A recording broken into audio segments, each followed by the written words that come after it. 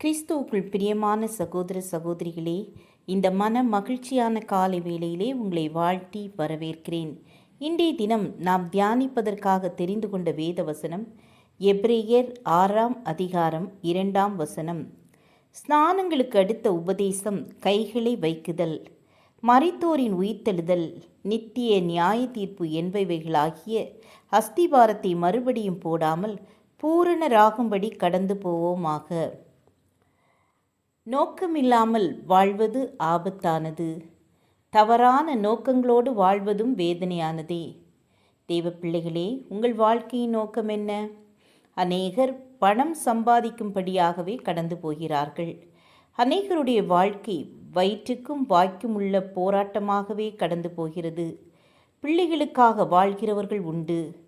கொள்கைகளுக்காக வாழும் லட்சியவாதிகளும் உண்டு. ஆனால் அப்போஸ்தலனாகிய பவுல் நாம் பூரணராகும்படி கடந்து செல்வோமாக என்கிறார்.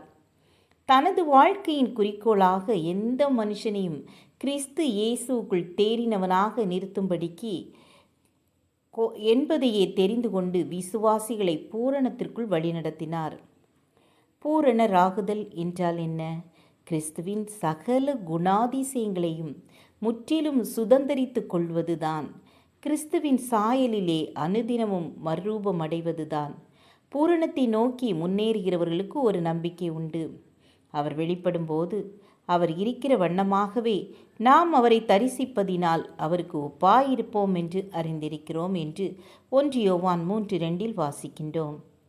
ஆம் என கண்பானவர்களே, பூரணமாகும்படி நீங்கள் முயற்சிக்கிறீர்களா?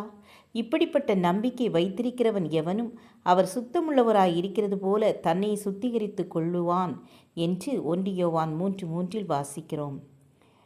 நம்மை சுத்திகரித்து கொண்டு பரிசுத்தமாகுதலை தேவ பயத்தோடே பூரணப்படுத்த கடவோம் என்று 2 கொரிந்தியர் 7:1 வாசிக்கிறோம். நாமும் பூரணமாய் வாழும்படி, பூரணராகும்படி கர்த்தரிடத்தில் ஒப்பு கொடுத்து அவர் மேல் நம்பிக்கை வைத்து நம்மை சுத்திகரிக்க அவரிடம் மன்றாடுவோம். இரக்கம் நிறைந்த கர்த்தாவே, இந்த காலை வேளையிலே உம்மை துதிக்கிறோம். எங்கள் ஒவ்வொருவரையும் நீங்கள் சுத்திகரித்து பூரணமான ஒரு வாழ்க்கை வாழ எங்களுக்கு உதவி செய்யுங்க. ஒவ்வொரு நாளும் எங்களை அதிசயமாய் வழி நடத்துங்க. இயேசுவின் நாமத்தில் பிதாவே, ஆமேன் ஆமேன். God bless you.